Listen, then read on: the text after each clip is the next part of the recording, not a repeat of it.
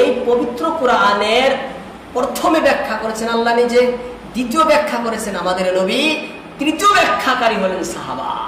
তৃতীয় ব্যাখ্যাকারী সাহাবা, এই সাহাবার পরে চতুর্থ ব্যাখ্যাকারী হলেন সাহাবার ছাত্র।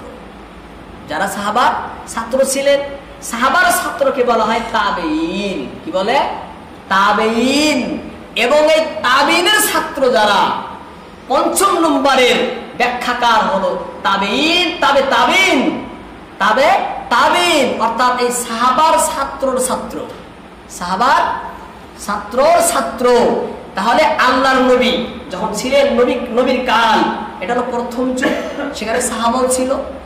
নবী দুনিয়ার থেকে বিদায় নেওয়ার পরে সাহাবা কাল, হ্যাঁ, সাহাবা থাকাকালীন তখন তাবেঈনরাও ছিল, দ্বিতীয় কাল। তাবেঈন যাওয়ার পরে, সাহাবা যাওয়ার পরে, তারপরে সমস্ত সাহাবা যখন শেষ, তখন তাবেঈন, তাবেঈন এবং তার ছাত্র তাবে তাবেঈন, তিনটা কাল। নবীর যুগ, সাহাবার যুগ এবং তাবেঈনের যুগ। নবীর যুগ, সাহাবার যুগ এবং তাবেঈনের যুগ। এই তিন যুগ সম্পর্কে বুখারীর হাদিস, ইমরান ইবনে হুসাইন রাদিয়াল্লাহু তাআলা আনহু বলেন, খায়রুকুম করনি সুম্মাল্লাযীনা ইয়ালুনাহুম সুম্মাল্লাযীনা ইয়ালুনাহুম। প্রিয় নবী মুহাম্মদুর রাসূলুল্লাহ সাল্লাল্লাহু আলাইহি ওয়াসাল্লাম বলেন, খায়রুকুম, তোমাদের মধ্যে, করনি, আমার যুগ হলো সব থেকে শ্রেষ্ঠ যুগ, সুম্মাল্লাযীনা ইয়ালুনাহুম, তারপর শ্রেষ্ঠ যুগ হলো তার পরের যুগ, সুম্মাল্লাযীনা ইয়ালুনাহুম, তারপরে শ্রেষ্ঠ যুগ হলো তার পরের যুগ, তারপরে শ্রেষ্ঠ যুগ হলো তার পরের যুগ। তাহলে এই জন্য আমাদের যাবতীয় ঈমান, যাবতীয় আমল, আকীদা, এর মূল ভিত্তি হলো এই তিন যুগের উপরে। মূল ভিত্তি হলো এই তিন যুগের উপরে। অর্থাৎ আমরা যে আমল আকীদা পোষণ করব, তার আসল, হ্যাঁ, তার আসল এই তিনটা যুগে থাকতে হবে। তার আসল যদি এই তিনটা যুগে নাই, তাহলে সেই আমল আর সেই আকীদা ইসলামের আকীদা না, ইসলামের কর্ম না, ইসলামের আমল না। যে আমলটা সাহাবার যুগে ছিল না, তার আসল মানে উৎস ছিল না। উৎস বলা হয় যে কাজটা তো হয় নাই, কিন্তু তার উৎসটা ছিল।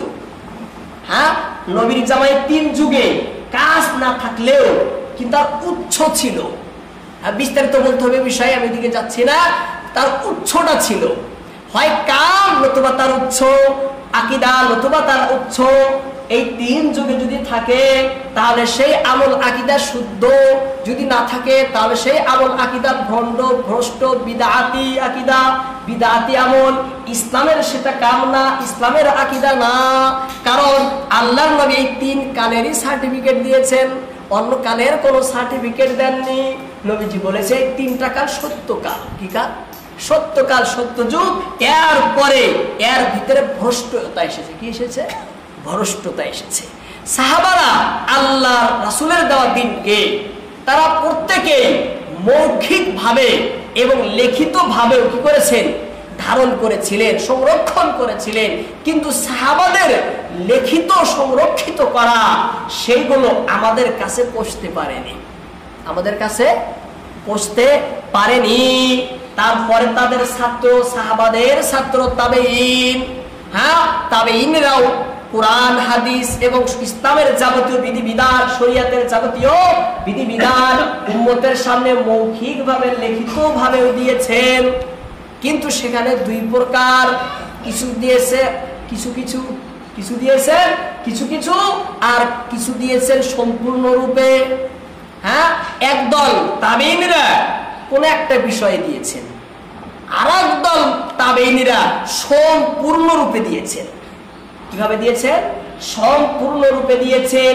সে সম্পূর্ণভাবে দেনেওয়ালাকে গোটা পৃথিবীর উলামারা বলেন তিনি হলো ইমামে আজম আবু হানিফা রাহিমাহুল্লাহ। কে তিনি? ইমাম আবু হানিফা রাহিমাহুল্লাহ। তিনি বিশিষ্ট তাবী ছিলেন। 8 জন সাহাবার তিনি সাক্ষাৎ পেয়েছেন। কয়জন সাহাবা? 8 জন সাহাবার সাক্ষাৎ পেয়েছেন আমাদের ইমামে আজম আবু হানিফা রাহিমাহুল্লাহ। তিনি 40 জনের বিশাল বিশেষজ্ঞ, বিশাল বরেণ্য এবং বিশিষ্ট উলামায়ে কেরামের একটি টিমকে তৈরি করলেন। কয়জন? 40 জন। 40 জন টিমকে তৈরি করে ইসলামের বিধিবিধান সম্পূর্ণরূপে উম্মতের সামনে পেশ করার জন্য চিন্তা করে একেরাহে 30 বছর, কোন কোন কিতাবে লেখে 22 বছর, একেরাহে 30 বছর নতুবা 22 বছর অহরহ একাধারে গবেষণা করে চিন্তা করে সম্পূর্ণ ইসলাম, সম্পূর্ণ শরিয়াত পরিপূর্ণভাবে লেখে উম্মতের সামনে পেশ করেছে। সম্পূর্ণরূপে, সম্পূর্ণ দিক দিয়ে অহরহ কোরআন হাদিস, সমস্ত হাদিস তাদের সম্মুখে ছিল, সমস্ত হাদিস তাদের সম্মুখে ছিল। এই যে আজ যত পৃথিবীতে তাফসীর দেখেন, এই সমস্ত তাফসীরের যিনি লেখক, ইমাম আবু হানিফার ছাত্রর ছাত্রর ছাত্র, ইমাম হানিফার ছাত্রর ছাত্রর ছাত্র। যদি আমি এক একটা করে বলে যাই লম্বা সময় চলে যাবে। ইমাম বুখারী আবু হানিফার ছাত্রর ছাত্রর ছাত্র, ইমাম মুসলিম আবু হানিফার ছাত্রর ছাত্রর ছাত্র, ইমাম তিরমিজি আবু হানিফার ছাত্রর ছাত্রর ছাত্রর ছাত্র। এইভাবে যত হাদিস শাস্ত্র গ্রহণযোগ্য সমস্ত হাদিস শাস্ত্র লেখক ইমাম আবু হানিফার কোনো না কোনো সূত্রে গিয়ে ছাত্র, কোনো না কোনো সূত্রে গিয়ে ছাত্র অবশ্যই হবেন। এইভাবে গোটা পৃথিবীর সামনে ইমাম আবু হানিফা বিশিষ্ট উলামায়ে কেরাম 40 জনকে নিয়ে উম্মতের সামনে এই ব্যাখ্যাকে পেশ করেছেন, ব্যাখ্যাকে পেশ করেছেন, সঠিক বিধিবিধান এইভাবে তুলে ধরেছেন। সেখানে আর কোনো বাড়ানোর, আর কোনো কমানোর আর কোনো প্রয়োজন নেই। কার কেমন পর্যন্ত এই বিধান চলবে সেখানে আর কোনো গবেষণার কোনো দরকার নেই, গবেষণার কোনো আর কোনো দরকার নেই। পুঙ্খানুপুঙ্খানুভাবে খুলে খুলে উম্মতের সামনে পেশ করেছে। হ্যাঁ, কিছুগুলো মাসলা মাসাইল জগতের সাথে সম্পৃক্ত, সময়ের সাথে সম্পৃক্ত, কিছুগুলো মাসলাইল সময়ের সাথে সম্পৃক্ত।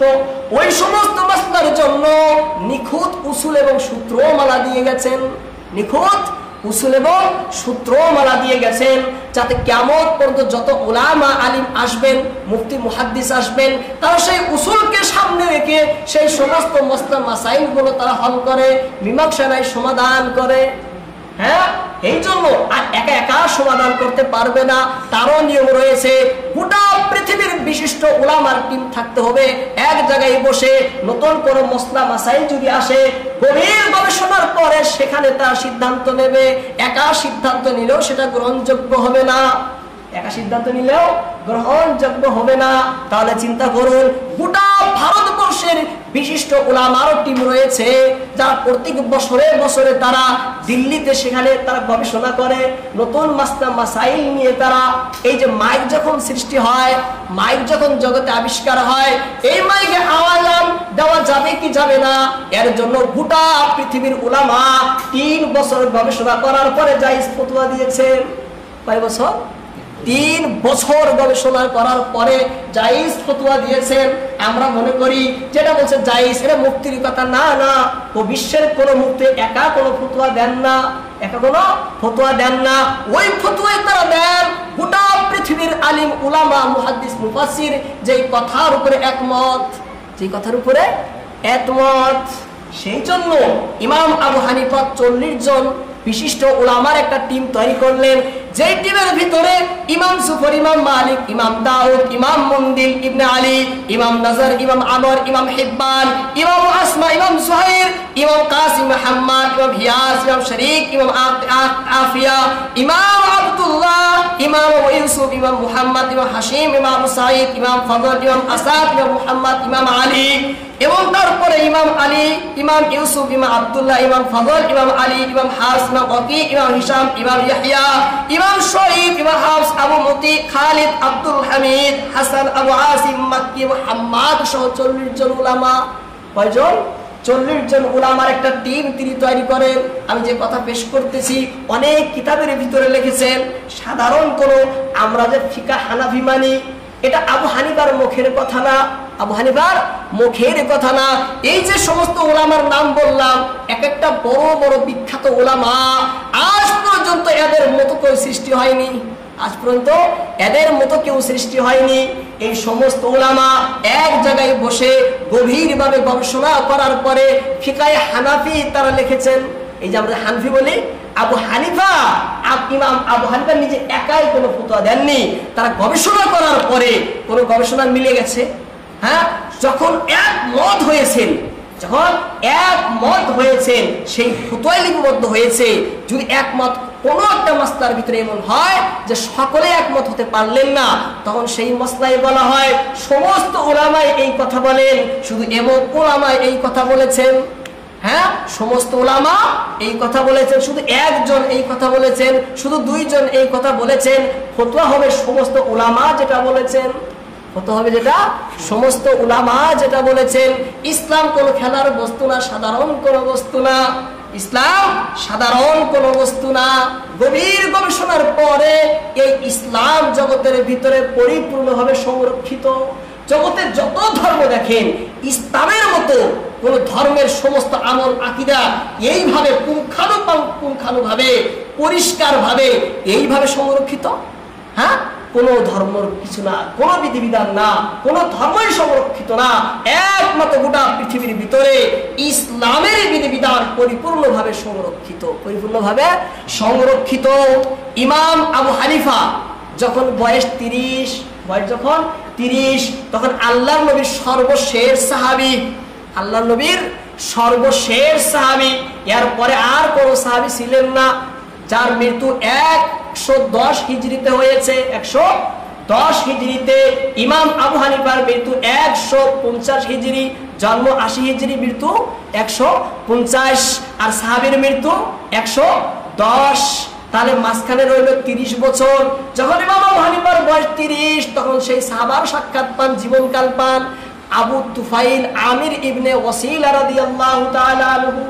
আবু তুফাইল আমির ইবনে ওয়াসিলা রাদিয়াল্লাহু তাআলা আনহু। এইভাবে ইমাম আবু হানিফার বয়স যখন 13, তখন আনাস ইবনে মালিক রাদিয়াল্লাহু তাআলা আনহু সাক্ষাৎ পান। তখন তিনার মৃত্যু হয়েছে 93 হিজরিতে। আমরা ফাজাইলের ভিতরে পড়ি নাই, ফাজাইল আমলের ভিতরে আনাস বিন মালিক, হ্যাঁ, তার মৃত্যু 93 হিজরিতে। ইমাম আবু হানিফার বয়স যখন 11, তখন তিনি হযরত সাহাল ইবনে সাদ রাদিয়াল্লাহু তাআলা আনহু সাক্ষাৎ পান, কারণ তার মৃত্যু 91 হিজরিতে। কততে? 91 হিজরিতে। ইমাম আবু হানিফার বয়স যখন 6, তখন তিনি দুইজন সাহাবী, এগুলো তো পানি, আরো দুইজন সাহাবী, আব্দুল্লাহ ইবনে উবাই আউফি, আব্দুল্লাহ ইবনে জুস রাদিয়াল্লাহু তাআলা আনহুমার সাক্ষাৎ পান, কারণ তাদের মৃত্যু 86 হিজরিতে। কততে? 86 হিজরিতে। এইভাবে অনেকজন সাহাবীর সাক্ষাৎকে পান। আবু হানিফা তার বিশিষ্ট তাবেঈ, আল্লাহর নবী, তারপরে ব্যাখ্যা সাহাবা, তারপরে তাবেঈ। আর ইমাম আবু হানিফাই সেই ব্যক্তি একমাত্র যিনি পুরা ইসলামকে পরিপূর্ণভাবে লিখে উম্মতের সামনে পেশ করেছে, আর কেউ পেশ করেনি। হ্যাঁ, পরিপূর্ণভাবে। তখন তারপরে ইমাম মালিক লিখেছেন পরিপূর্ণভাবে, তারপরে ইমাম শাফি লিখেছেন পরিপূর্ণভাবে, এইভাবে টিম তৈরি করে। তারপরে ইমাম আহমদ ইবনে হাম্বল লিখেছেন এইভাবে পরিপূর্ণভাবে। তিনজনে পরিপূর্ণভাবে লিখেছেন। এছাড়াও অনেক ইমাম আছেন, কিন্তু সকলেই পরিপূর্ণভাবে লেখেনি। এই জন্য এই 4টা মাযহাব শুদ্ধ। সামান্য নীতিমালার মধ্যে পার্থক্য হওয়ার কারণে একদম সাধারণ শাখা প্রশাখাগত মাসলা মাসাইলের মধ্যে তাদের মধ্যে মতভেদ। এটা যুগের সাথে, পরিস্থিতির সাথে পরিবর্তন হওয়ার কারণে। হ্যাঁ, মৌলিক মাসলা মাসাইল আকীদার ভিতরে এদের ভিতরে কোনো বিভেদ নেই, কোনো দ্বন্দ্ব নেই, কোনো বিভেদ নেই, দ্বন্দ্ব নেই। যেটা আমি বলতেছিলাম যে হাদিসগুলো আমাদের সম্মুখে অনেক সূত্রের মাধ্যমে পৌঁছেছে, অনেক সূত্রের মাধ্যমে আজকের আলিম উলামারা যে তারা ফতোয়া দেন, হাদিস বলে, তাফসীর বলে, এরা কি ডাইরেক্ট পুরে এসেছে তার কাছে? হ্যাঁ, ডাইরেক্ট একদম সাহাবা তেনই বলছেন, ডাইরেক্ট পুরে তার কাছে এসেছে? এমন হয়নি। সূত্র রয়েছে, কি রয়েছে? সূত্র রয়েছে। আমরা একটি হাদিস সকলেই জানি, ইন্নামাল আমালু বিন্নিয়াত ওয়া ইন্নামা লিকুল্লি ইমরিইম মা নাওয়া ফামান কানাত হিজরাতুহু ইলা দুনিয়া ইউসিবুহা আও ইলা ইমরাআতিন ইয়ানকিহুহা ফাহিজরাতুহু ইলা মা হাজারা ইলাইহি। বুখারীর প্রথম হাদিস। এই হাদিসের ভিতরে আল্লাহর নবী বলেন, ইন্নামাল আমালু বিন্নিয়াত, প্রত্যেক আমলের দারোমদার নির্ভর করে নিয়াতের উপরে। নিয়াত ভালো হলে তার ফল ভালো হবে, নিয়াত খারাপ হলে তার ফলও মন্দ হবে, তাই না? এই হাদিসটিকে বলেছেন মুহাম্মদুর রাসূলুল্লাহ সাল্লাল্লাহু আলাইহি ওয়াসাল্লাম। কে শুনেছেন? দ্বিতীয় খলিফা, আমিরুল মুমিনিন, খলিফাতুল মুসলিমিন ওমর ইবনে খাত্তাব রাদিয়াল্লাহু তাআলা আনহু। এই হাদিসটি নবীর কাছ থেকে ওমর রাদিয়াল্লাহু তাআলা আনহু শুনেছেন। যখন ওমর রাদিয়াল্লাহু তাআলা হাদিস বর্ণনা করেন, তখন এই হাদিসটি তার কাছে শুনেছেন তার ছাত্র আলকামা ইবনে ওয়াক্কাস লাইসি রাহিমাহুল্লাহ। ওমরের ছাত্র আলকামা ইবনে ওয়াক্কাস রাহিমাহুল্লাহ, তিনি যখন এই হাদিসটি বলেন, তখন তার কাছ থেকে শুনেছেন তার ছাত্র মুহাম্মদ ইবনে ইব্রাহিম তাইমি রাহিমাহুল্লাহ। তাইমির কাছ থেকে শুনেন তার ছাত্র ইয়াহইয়া ইবনে সাঈদ আনসারী রাহিমাহুল্লাহ। আনসারীর কাছ থেকে শুনেন তার ছাত্র হযরত সুফিয়ান রাহিমাহুল্লাহ। সুফিয়ান কাছ থেকে শুনেন তার ছাত্র হযরত আব্দুল্লাহ ইবনে জুবাইর হুমাইদি রাহিমাহুল্লাহ। হুমাইদির কাছ থেকে শুনেন ইমাম বুখারী রাহিমাহুল্লাহ, যিনি বুখারীর ভিতরে লেখেন। তিনার উস্তাদ হুমাইদির কাছে গিয়ে এই হাদিসটি তিনি নিয়ে এসেন ইমাম বুখারী সহিহুল বুখারীর মধ্যে হাদিসটি তার উস্তাদের সূত্রে লেখেন। ইমাম বুখারী কাছ থেকে তার ছাত্র শুনেছেন, ছাত্র মুহাম্মদ ইবনে ইউসুফ রাহিমাহুল্লাহ। মুহাম্মদ ইবনে ইউসুফের কাছ থেকে হাদিসটি শুনেছেন তার ছাত্র আব্দুর রহমান আব্দুল্লাহ ইবনে আহমদ। আব্দুল্লাহ ইবনে আহমদ থেকে তার ছাত্র শুনেছেন আব্দুর রহমান ইবনে মুহাম্মদ। ইবনে মুহাম্মদের কাছ থেকে শুনেছেন তার ছাত্র আব্দুল আউয়াল। আব্দুল আউয়ালের কাছ থেকে শুনেছেন তার ছাত্র হুসাইন ইবনে মুবারক। হুসাইন ইবনে মুবারকের কাছ থেকে শুনেছেন তার ছাত্র আহমদ ইবনে আলী আবি তালিব। আবি তালিবের কাছ থেকে শুনেছেন হাদিসটি তার ছাত্র ইব্রাহিম ইবনে আহমদ। তার কাছ থেকে শুনেছেন তার ছাত্র ইবনে হাজার আসকালানি রাহমাতুল্লাহ আলাইহি। তার কাছ থেকে হাদিসটি শুনেছেন জয়নুদ্দিন জাকারিয়া ইবনে মুহাম্মদ। তার কাছ থেকে শুনেন তার ছাত্র মুহাম্মদ ইবনে আহমদ। তার কাছ থেকে শুনেন তার ছাত্র আহমদ ইবনে আলী। তার কাছ থেকে শুনেন তার ছাত্র শেখ আহমদ কুশাশি। তার কাছ থেকে শুনেন তার ছাত্র শেখ আহমদ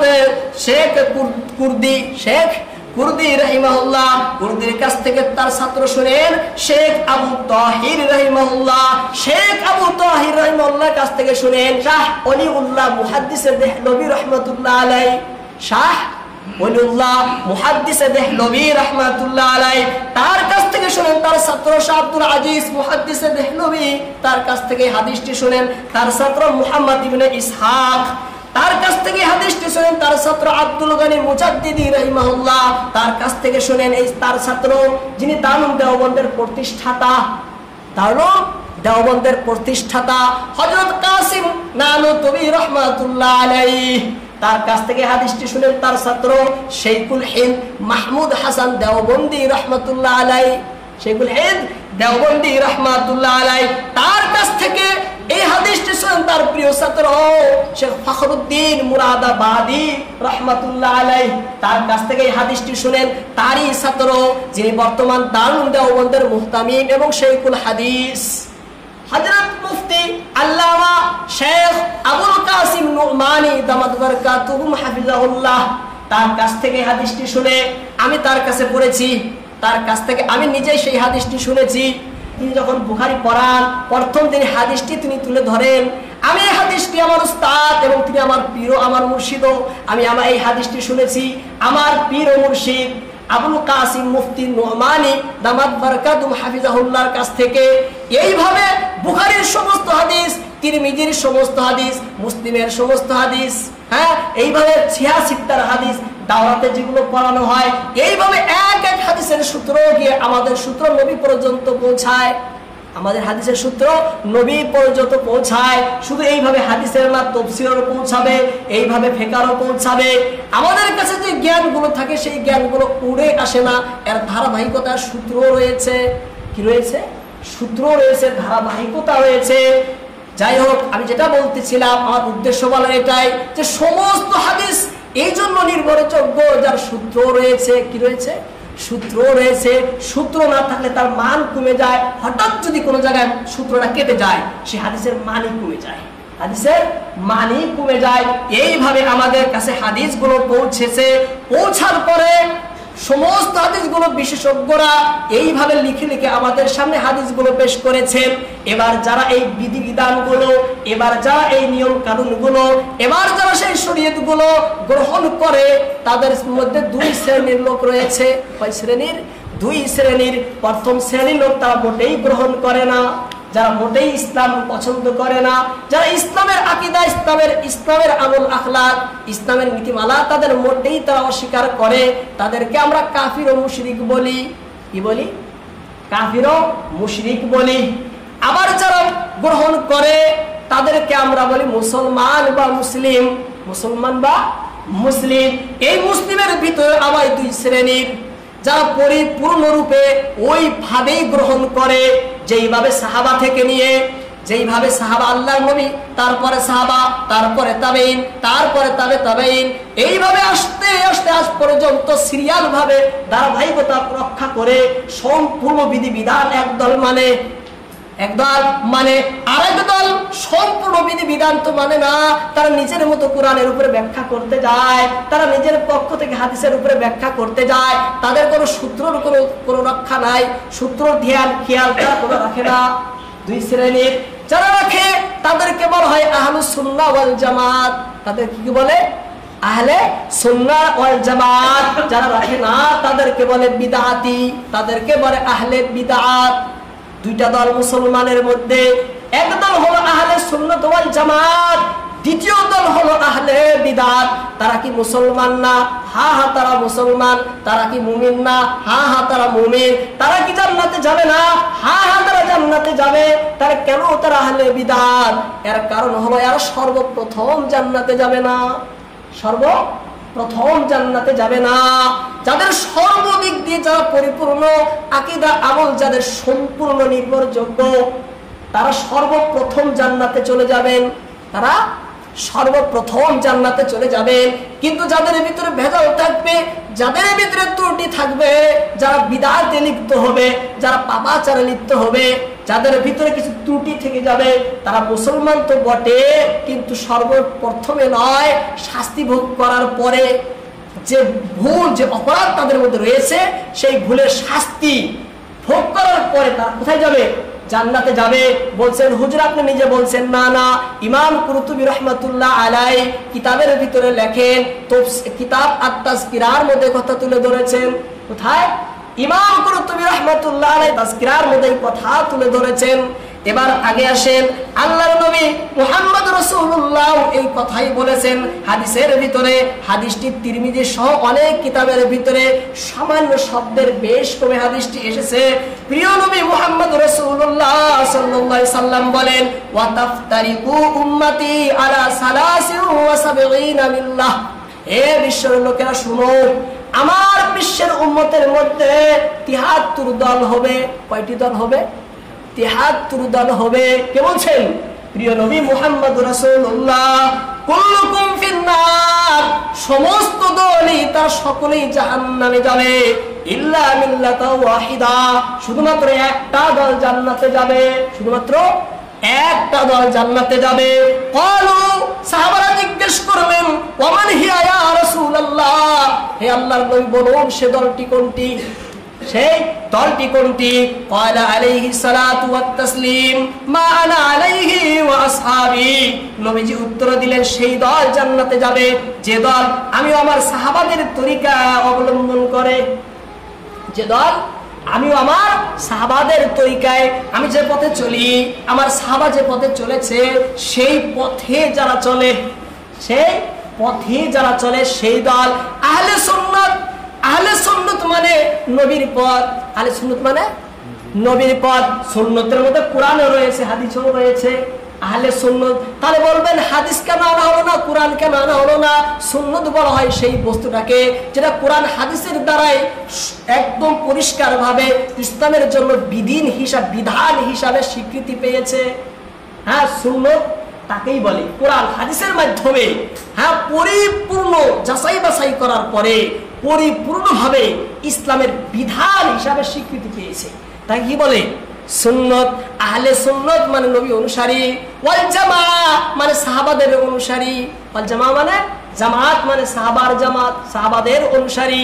আহলে সুন্নাত ওয়াল জামাআহ নবী এবং সাহাবার অনুসারী, এই কথাই তো নবী বলছেন, মান আলাইহি ওয়া আসহাবি, আমি যেই পথে মথে, আমি যে রাস্তায় যে তরিকায় রয়েছি, ওয়া আসহাবি আমার সাহাবারা যে তরিকায় রয়েছে সেই তরিকা মতে যা চলবে তারা আহলে সুন্নাত ওয়াল জামাত, তারা হলো জান্নাতি। কে বলছেন? আল্লাহর নবী মুহাম্মদ রাসূলুল্লাহ সাল্লাল্লাহু আলাইহি সাল্লাম নিজেই বলেন জান্নাতে যাবে দুই প্রকারে। তাই যাবে না? আকাইদা আহলে সুন্নাত ওয়াল জামাতের নামে একটা কিতাব রয়েছে, সেখানেও আমাদের গোটা পৃথিবীর বড় বড় উলামা, আরশাদ মাদানী, হ্যাঁ সালিমুল্লাহ খান, মোহাম্মদ জালান্দারি, বহুত বড় বড় উলামার দস্তখত রয়েছে আকাইদা আহলে সুন্নাত ওয়াল জামাতের কিতাবের ভিতরে। সেই কিতাবের লেখক সেই কিতাবের ভিতরে লেখেন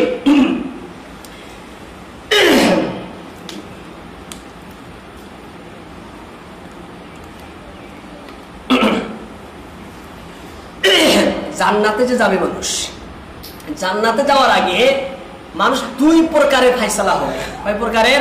দুই প্রকারের। প্রথম ফায়সালা হবে ঈমান এবং কাফেরকে আলাদা করার জন্য। কারা মুমিন কারা কাফের? হ্যাঁ, যারা কাফির হবে তারা চিরকালের জন্য চিরতরের জন্য জাহান্নামে প্রবেশ করবে। এক মুহূর্তের কারণেও তারা জান্নাতে আসবে না, এক সেকেন্ডের কারণেও তারা জান্নাতে আসবে না। দ্বিতীয় প্রকার হবে মুমিনের। এবার এই মুমিনের ভিতরে দুই ভাগ করা হবে, একটা নেককার মুমিন, বদকার মুমিন। নেককার মুমিন, বদকার মুমিন। যারা নেককার মুমিন হবে তাদেরকে প্রথমেই আল্লাহ জান্নাতে পাঠিয়ে দেবেন, প্রথমে জান্নাতে আল্লাহ পাঠিয়ে দেবেন। যাদের বদকার মুমিন যারা হবে তাদের হিসাব হবে, তাদের হিসাব হবে, তাদেরকে আল্লাহ তাআলা জাহান্নামে দিবেন। প্রত্যেক জনের নিজ নিজ অপরাধ, নিজ নিজ পাপ অনুযায়ী শাস্তি ভোগের পরে তারা আবার জান্নাতে চলে যাবে। জান্নাতে যখন যারা যাবে চিরকালের জন্য জান্নাতে থাকবে, আর কোনোদিন জান্নাত থেকে বের হবে না। কারণ আল্লাহ নবী বলছেন যার অন্তরে যারা পরিমাণ ঈমান রয়েছে সেও জান্নাতে যাবে। সেও কি যাবে? জান্নাতে যাবে, কিন্তু সে প্রথমে যাবে না, শাস্তি ভোগের পরে যাবে। আর লিমা ইউরিদ, মুরিদ শব্দের একটা অর্থ হলো ইচ্ছা করেনেওয়ালা। ইচ্ছা করেনেওয়ালা। আল্লাহ তাআলা পরিপূর্ণ, যেমন ইচ্ছা তেমনই করতে পারেন। আল্লাহর ইচ্ছা আল্লাহর স্বাধীন। একজন অপরাধ করেছে তাকে মাফ করে দিয়ে জান্নাতে পাঠিয়ে দিবেন, হ্যাঁ, আর একজনকে আল্লাহ শাস্তি দিবেন। আল্লাহর ইচ্ছা, ইচ্ছা না নাই, আল্লাহ যেমন ইচ্ছা তেমন ব্যবহার করবেন, এর বলার অধিকার নেই, কারণ তিনি মালিক, তিনি খালিক, তিনি নিয়ন্তা, তিনি সর্বকিছু। এবার বিধান হলো পাপ করলে শাস্তি পেতে হবে, নেকি করলে পুরস্কার পাবে। বিধান আলাদা, আল্লাহর ইচ্ছা আলাদা। বিধান আর ইচ্ছা ভিন্ন ভিন্ন বস্তু। সেই জন্য এবার আমাদের সম্মুখে তিনটি বস্তু পরিষ্কার হয়ে গেল। একটি বস্তু হলো ঈমান। ঈমান যদি পরিপূর্ণ, আমল যদি পরিপূর্ণ, তাহলে প্রথমেই জান্নাত। আর কুফর এবং শিরিক থাকলে তাহলে প্রথমেই জাহান্নাম। 3 নম্বর যদি পাপ থাকে প্রথমে জাহান্নাম তারপরে জান্নাত। তাহলে এখন আমাদেরকে তিনটি বস্তু আলাদা আলাদা করে বুঝতে হবে।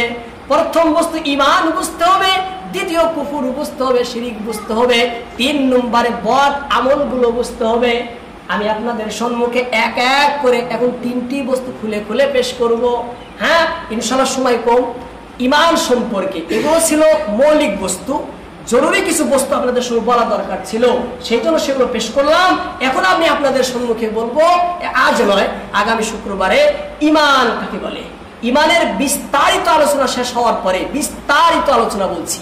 হ্যাঁ, বিস্তারিত পুঙ্খানুপুঙ্খানুভাবে ঈমান 2 ভাগের। কিছুগুলো ঈমান একটা অস্বীকার করলে কাফির হয়ে যাবে, একটা অস্বীকার করলে কাফির হবে। কিছুগুলো ঈমান যে একটা অস্বীকার করলে কাফির হবে না, সে গুমরা হবে। সেটা শ্রেণী ভাগ করে সম্পূর্ণভাবে আল্লাহ সম্পর্কে কি কি আকীদা রাখবেন, রাসূল সম্পর্কে কি কি আকীদা রাখবেন, কিতাব সম্পর্কে কি কি আকীদা রাখবেন, বিস্তারিত দলিল সহকারে ইনশাআল্লাহ পেশ করব। তারপরে কুফর শিরিক পেশ করব, বদ আমল নেক আমল সম্পর্কে তুলে ধরব। আল্লাহ পাক আমাদের সকলকেই কোরআনের উপরে আমল করার বুঝার তৌফিক দান করুন। ওয়া মা আলাইনা ইল্লাল বালাগ।